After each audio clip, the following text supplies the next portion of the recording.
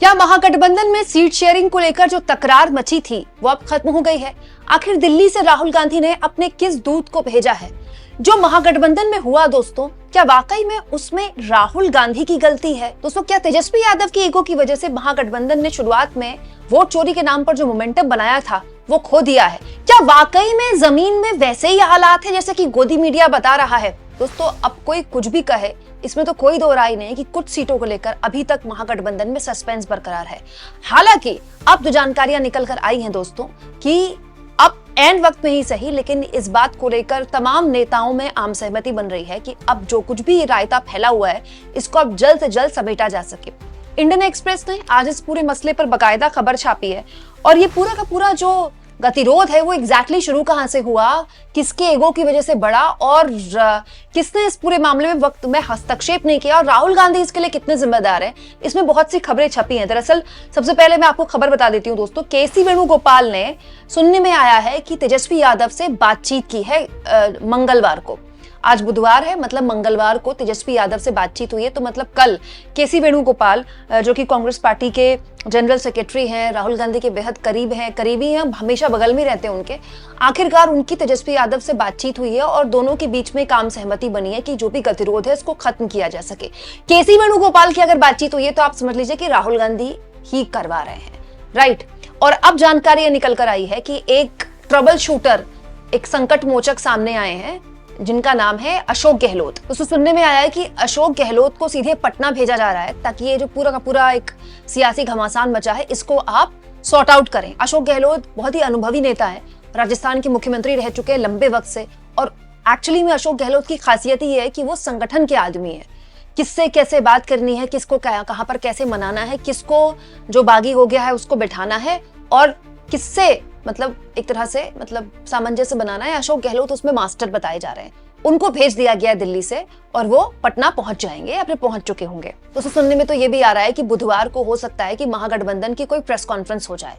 अब अगर ऐसा होता है, जो कि पिछले काफी दिनों से सुनने में आ रहा था, तो फिर आप कह सकते हैं कि ये अपने आप में पहली प्रेस कॉन्फ्रेंस होगी, क्योंकि एनडीए की तरफ से ऐसी कोई प्रेस कॉन्फ्रेंस नहीं की गई। इनफैक्ट शुरुआत में आपको याद होगा एक प्रेस कॉन्फ्रेंस की बात कही गई थी जिसमें कहा गया था कि एनडीए के सभी दल आएंगे। शाम को 4 बजे वो प्रेस कॉन्फ्रेंस थी, लेकिन एंड वक्त में नीतीश कुमार ने प्रेस कॉन्फ्रेंस कैंसिल करवा दी। उसके बाद से आज तक कोई प्रेस कॉन्फ्रेंस ही नहीं हुई एनडीए की। लेकिन अब सुनने में आ रहा है कि महागठबंधन, जो किसको हम दिल्ली में आकर इंडिया गठबंधन बोलते हैं, वो प्रेस कॉन्फ्रेंस कर सकती है। अब तक जो जानकारी निकल कर आई है दोस्तों, 12 सीटें ऐसी हैं जिसके लिए फ्रेंडली फाइट बोली जा रही है, जहां आपस में महागठबंधन के उम्मीदवारों की टक्कर हो सकती है। हालांकि चुनाव में कुछ फ्रेंडली नहीं होता, सिर्फ फाइट होती है।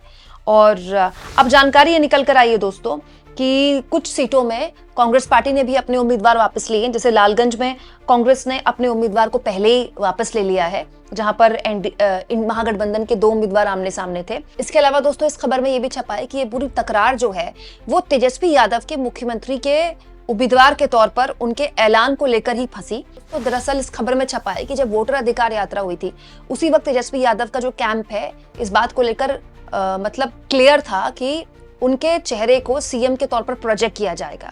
लेकिन कांग्रेस पार्टी के आलाकमान ने, कांग्रेस पार्टी ने इस बात को लेकर सहमति नहीं जताई, क्योंकि दोस्तों कांग्रेस पार्टी को ये डर था कि जो नॉन यादव लामबंदी है, नॉन यादव जातियों की लामबंदी, फिर वो तेजस्वी यादव के या फिर महागठबंधन के अगेंस्ट हो सकती है।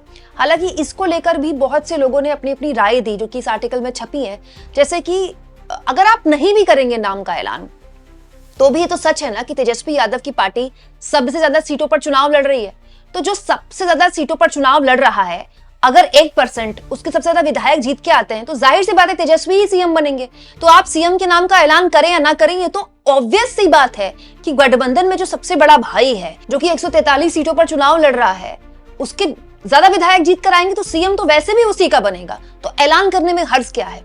दूसरा दोस्तों, तेजस्वी यादव दोस्तों जो कि इस आर्टिकल में नहीं छपा है, Tejashwi Yadav by default CM के तौर पर एक बहुत ही अच्छे या फिर कह लीजिए बहुत पॉपुलर फेस है। वो 2 बार डिप्टी सीएम रह चुके हैं और जितने भी सर्वेज मैंने अभी देखे, चाहे वो गोदी मीडिया के सर्वे हो, चाहे वो नॉन आपके लीजिए स्वतंत्र सर्वेज हो, सब में एक चीज कॉमन बताई गई है। सब में चाहे एनडीए को एज बताया गया है, लेकिन एक चीज सब में कॉमन है कि तेजस्वी यादव नीतीश कुमार पर भारी पड़ते हैं। दोस्तों, तेजस्वी यादव के नाम के ऐलान के बाद महागठबंधन सीना ठोक के बोल सकता है कि हमारे तो सीएम ये होंगे।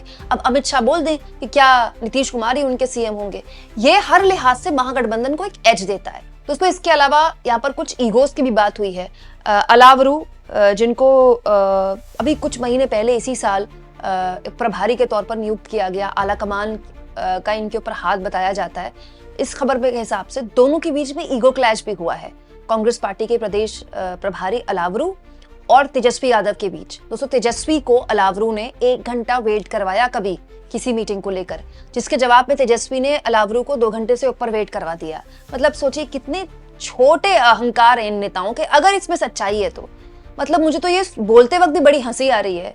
जिन नेताओं पर जनता इतना विश्वास करती है, जिन नेताओं की बात को सुनकर जनता सड़क पर उतरती है, वो नेता इतनी छोटे ईगो क्लैशेस पर रहते हैं।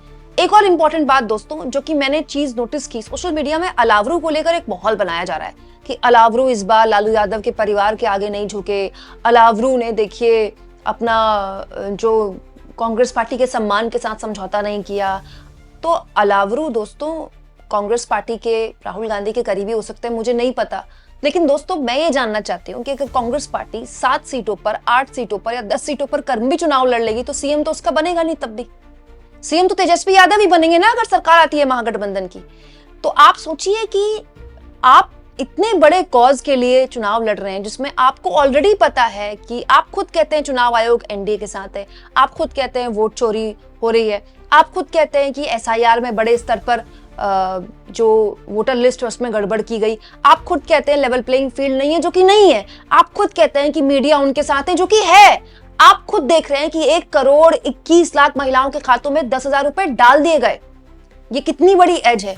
उसके बावजूद भी आप किस पे अटके? 6 सीट पर, 5 सीट पर। मेरी ये बात बहुत से लोगों को बुरी लग सकती है दोस्तों, लेकिन मैं पत्रकार हूं और मेरा धर्म है ये बात बोलना। मुझे ये बात अभी तक समझ में नहीं आई कि जब बिहार इलेक्शंस को लेकर इतना इंपॉर्टेंट सीट शेयरिंग का फॉर्मूला तय हो रहा था तो राहुल गांधी कोलंबिया में क्या कर रहे थे। मुझे अभी तक उस विदेश यात्रा का पूरा औचित्य समझ में नहीं आया। और वो 1-2 दिन की विदेश यात्रा नहीं थी, 15 दिन के आसपास की विदेश यात्रा थी, बहुत ही लंबी विदेश यात्रा थी। उससे क्या हासिल हुआ मुझे नहीं पता। उस विदेश यात्रा को लेकर कोई प्रेस कॉन्फ्रेंस भी नहीं की कांग्रेस पार्टी द्वारा कि बहुत ही क्रांतिकारी विदेश यात्रा रही। तो वो विदेश यात्रा तो बिहार चुनाव के बाद भी हो सकती थी, ऐसी क्या आफत थी। जिस बिहार में राहुल गांधी मतलब 6 महीने से एक्टिव है, जनवरी से लेकर लगातार वोटर अधिकार यात्रा के जरिए राहुल गांधी बार बार आ रहे हैं, बार बार माहौल बना रहे हैं। तो उसी बिहार को लेकर बकायदा वोट चोरी के प्रेस कॉन्फ्रेंस कर रहे हैं, आरोप लगा रहे हैं। बकायदा राहुल गांधी की प्रेस कॉन्फ्रेंस की वजह से ज्ञानेश कुमार को प्रेस कॉन्फ्रेंस करनी पड़ी, है बहुत बड़ी बात है। और मतलब जो राहुल गांधी ने माहौल बनाया, आप देखिए सोशल मीडिया में, नरेंद्र मोदी के सोशल मीडिया हैंडल में जाकर लोग उनकी वीडियोस के नीचे वोट चोर लिख रहे थे। एंड ऑफ द डे आपने खुद एज लिया था ना, आप खुद एक लीडर के तौर पर खड़े हुए थे, तो आप क्यों नहीं इस पूरे मामले में सामने आ सकते हैं। हाँ, इसमें एक पक्ष और भी है जिसको मैं यहाँ पर रेखांकित करना चाहती हूँ दोस्तों, कि बिहार जो है, बिहार में हम करते हैं महागठबंधन, दिल्ली में हम जब बात करते हैं तो वो इंडिया गठबंधन होता है। देखिए, जब आप इंडिया गठबंधन बोलते हैं तो उसमें कांग्रेस पार्टी बड़े भाई की भूमिका में होती है।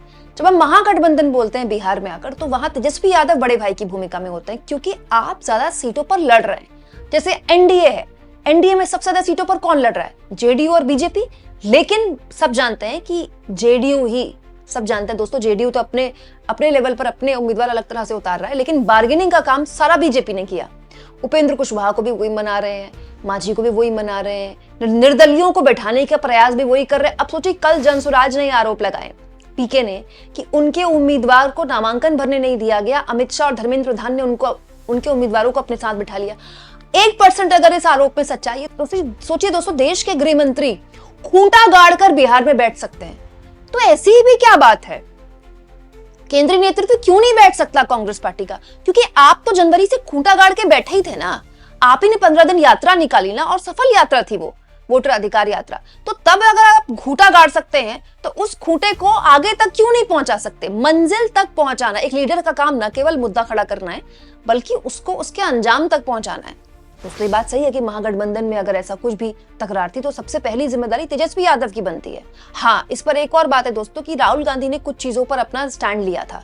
जैसे वीआईपी ने मुकेश सहनी ने बकायदा प्रेस कॉन्फ्रेंस का टाइम दे दिया था, पहले 4 बजे फिर 6 बजे, कि भाई हम तो अलग हो रहे हैं। उनको फोन करके राहुल गांधी ने ही मनाया कि आप ऐसे अलग मत होइए। 15 सीटों पर उसके बाद वो राजी हुए।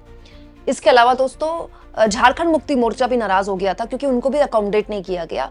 उन्होंने भी ये कहा कि तेजस्वी यादव ने पहले कहा था कि हम आपको सीटें देंगे, लेकिन बाद में तेजस्वी यादव ने सीटें नहीं दी, हमारे साथ विश्वासघात हुआ। उन्होंने अलग चुनाव लड़ने का ऐलान करने ही वाले थे वो, लेकिन सुनने में आता है कि राहुल गांधी ने ही उनको फोन किया और उनसे कहा कि भाई आप मत लड़िए चुनाव।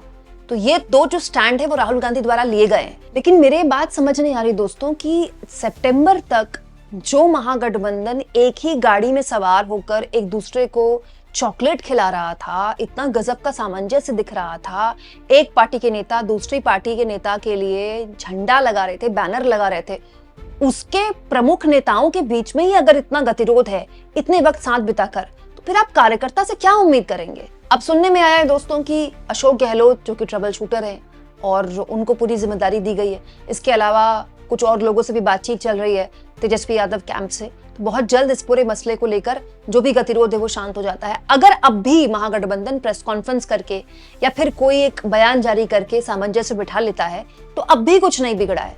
यहाँ इस बात को भी मैं रेखांकित करना चाहती हूँ दोस्तों कि अभी तक तेजस्वी यादव प्रचार के लिए नहीं निकले। अभी तक आप सोचिए पहले दौर के नामांकन को भरे कितने दिन हो गए।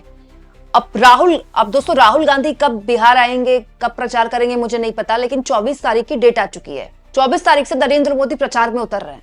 तो उधर जो ऑलरेडी अपने आप को एज में देख रहे थे उनका प्रचार भी शुरू हो गया है और नीतीश कुमार ने भी कल से प्रचार शुरू कर दिया है। और इधर केवल सीटों के गतिरोध ही खत्म नहीं हो रहे हैं दोस्तों। ये जो है ना, ये एक्चुअली में ये जो नेता हैं, ये जो कमरों में बैठ के अपनी ईगो क्लैश नहीं सुलटा पा रहे हैं, दरअसल ये धोखा करते हैं उन लोगों के लिए जो सोशल मीडिया में हो या अपने परिवारों में हो या अपने दोस्तों रिश्तेदारों के बीच हो, इनकी वकालत करने के लिए खड़े होते हैं। ये उन लोगों के साथ धोखेबाजी है, ये उन कार्यकर्ताओं के साथ धोखेबाजी है जिनको आप ये उम्मीद दे रहे थे 2-3 महीने पहले कि देखिए हमने अपने घर में कितना दुरुस्त किया हुआ है सब कुछ।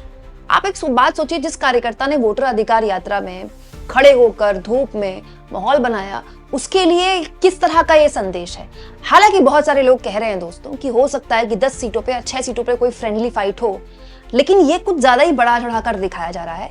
ऐसा ही कुछ एनडीए में भी है, लेकिन उसके बारे में बात कम होती है, इधर ज्यादा होती है। आप जानते हैं क्यों? क्योंकि विपक्ष को लेकर मीडिया बिल्कुल भी वो सहिष्णु नहीं है। लेकिन जो भी हो दोस्तों, जब आप विपक्ष में हो और आप मान रहे हो कि चुनाव में इतना जबरदस्त एनडीए लेवल प्लेइंग फील्ड में इतना आगे है, तो फिर आपको अपना घर का ऑर्डर पहले ही वक्त पर दुरुस्त करना चाहिए था। दोस्तों जैसा कि मैंने कहा, बहुत से लोगों को मेरी ये बात बुरी लग सकती है, लेकिन हम पत्रकार हैं, हमारा काम सरकार से और विपक्ष से दोनों को सवाल पूछना है और उनकी गलतियां बताना है, क्योंकि मेरी जवाबदेही दोस्तों केवल और केवल आपसे है। दोस्तों आप इस मुद्दे पर क्या सोचते हैं कमेंट बॉक्स में जरूर लिखें और जितना हो सके चैनल को शेयर करें, सब्सक्राइब करें और थैंक्स और ज्वाइन के ऑप्शन से अगर आप चाहें तो कुछ आर्थिक मदद भी चैनल की जरूर करें।